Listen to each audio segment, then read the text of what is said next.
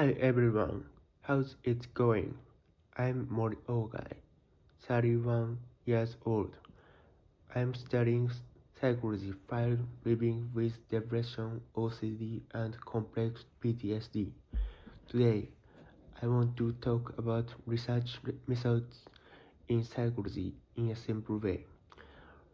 Research methods in psychology are ways to study the mind and behavior scientifically.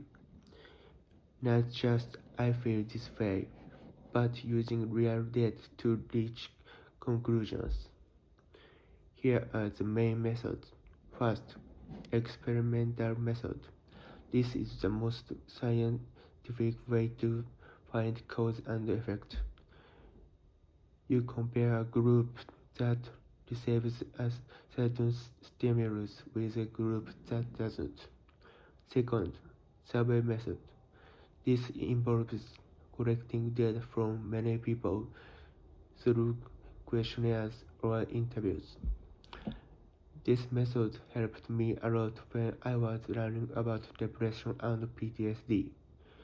Third, observational method.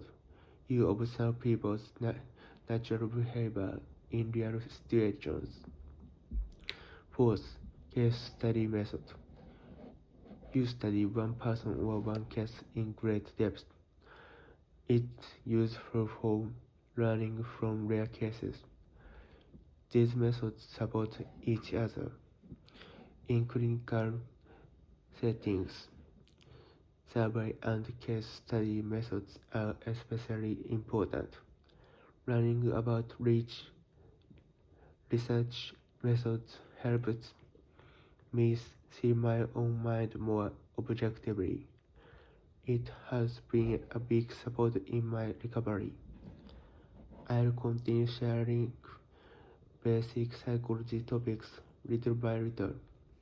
See you again.